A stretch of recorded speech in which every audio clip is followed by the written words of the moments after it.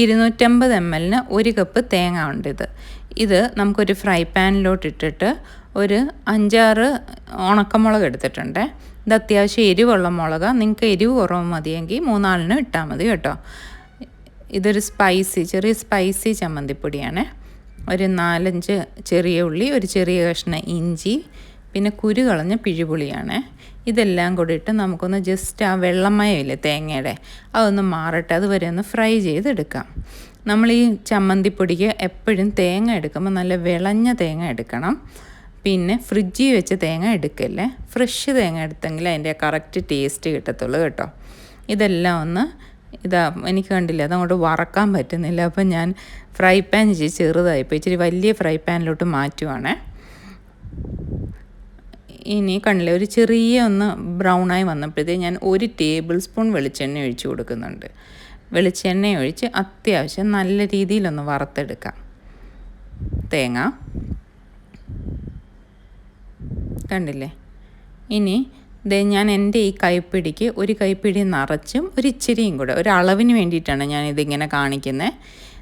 നമ്മൾ വേപ്പില എടുക്കുമ്പം മാർക്കറ്റിൽ നിന്നൊക്കെ മേടിച്ചാണെങ്കിൽ നല്ലപോലെ കഴുകിയിട്ടെടുക്കണേ. ഇത് കഴിവതും വീട്ടിലെ വേപ്പില എടുക്കുന്ന ബെസ്റ്റ് കേട്ടോ. പിന്നെ ഈ കരിവേപ്പില ആദ്യമേ ഇട്ട് കൊടുക്കാൻ പാടില്ല കേട്ടോ, കരിഞ്ഞു പോകും. വേപ്പില കരിഞ്ഞു പോകും. കരിഞ്ഞു കഴിഞ്ഞാൽ ടേസ്റ്റ് മാറും. വറക്കുമ്പോൾ എപ്പോഴും നമ്മൾ ഇളക്കിക്കൊണ്ടിരിക്കണം. തേങ്ങയും കരിയാൻ പാടില്ല, കരിവേപ്പിലയും കരിയാൻ പാടില്ല. അപ്പോൾ അതിൻ്റെ ടേസ്റ്റ് മാറിപ്പോവും കേട്ടോ. ഒത്തിരി ഗുണമുള്ളൊരു ചമ്മന്തിപ്പൊടിയാണ്. ടേസ്റ്റും സൂപ്പറാണ്. നമ്മുടെ മുടിക്കും ഹെൽത്തിനും ഒക്കെ നല്ലതാണ് കേട്ടോ. അത്യാവശ്യം തേങ്ങ ഒക്കെ കണ്ടില്ലേ നല്ല കറുത്ത് വന്നപ്പോഴത്തേക്കും ഞാൻ 1 ടീസ്പൂൺ ഉപ്പും കൂടി ഇട്ട് ഇനി നമുക്ക് ഗ്യാസ് ഓഫാക്കാം. ഇപ്പം അങ്ങനെ ഇരുന്നാലും തണുത്ത് വരുമ്പം ആ കരിവേപ്പില നല്ല പൊടിഞ്ഞ് കിട്ടും കേട്ടോ. ആ കൂട്ടൊന്ന് ചെറുതായിട്ടൊന്ന് തണുക്കട്ടെ.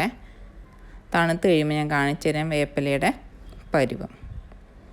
ഇത് ചോറിനും ദോശയ്ക്കും ഒക്കെ നല്ല സൂപ്പർ ഒരു ചമ്മന്തിപ്പൊടിയാണ്. ഞാനിതൊരു ചെറിയ അളവിലാണ് നിങ്ങളെ കാണിക്കുന്നത്, 1 കപ്പിന്. നിങ്ങൾക്കിത് ആദ്യം ഇത്രയും ഉണ്ടാക്കി നോക്കിയിട്ട് ഇഷ്ടപ്പെടുവാണെങ്കിൽ ഡബിളും ത്രിബിളും ആയിട്ട് ഇതേ അളവിന് എടുത്തോ കേട്ടോ. കണ്ടില്ലേ, ഒന്ന് തണുത്ത് വന്നപ്പോഴത്തേക്ക് ആ കരിവേപ്പിലയൊക്കെ നല്ല പൊടിഞ്ഞ് വരുന്നുണ്ട്. ഒത്തിരി തണുക്കാൻ പാടില്ല, ഒരു ചെറിയ ചൂട് വേണം കേട്ടോ. കണ്ടില്ലേ, നല്ല പൊടിഞ്ഞ് വരുന്നുണ്ട്. ഇനിയിപ്പം നമുക്കിത് മിക്സിയിലിട്ടൊന്ന് പൊടിച്ചെടുക്കാം. ജസ്റ്റ് ആ ക്രഷ് ബട്ടൺ ഇല്ലേ മിക്സിയുടെ, പൾസ് ബട്ടൺ, അതിലോട്ടിട്ട് 2 കറക്കാവുള്ളൂ. ഇത് അരഞ്ഞു പോലും കേട്ടോ. അരഞ്ഞു കഴിഞ്ഞാൽ ഇതിൻ്റെ എണ്ണയൊക്കെ നമ്മൾ വറുത്തരയ്ക്കുന്ന പോലെ അങ്ങനെ അങ്ങ് അരയ്ക്കല്ല. ഇതൊന്ന് ക്രഷ് ചെയ്ത് ആ പൾസ് ബട്ടൺ 1-2 വട്ടം ഞെക്കുമ്പം തന്നെ നല്ലപോലെ പൊടിഞ്ഞ് കിട്ടും. പൊടിച്ചേ എടുക്കാവുള്ളേ.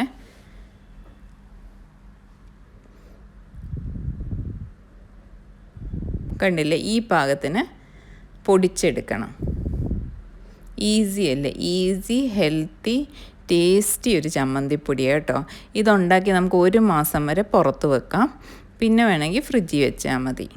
ഇതിപ്പം ഞാനൊരു ചെറിയ അളവിലാണ് കാണിക്കുന്നത്. എല്ലാവരും ഉണ്ടാക്കി കമൻറ്റ് ബോക്സിൽ അഭിപ്രായം പറയണേ. Thank you.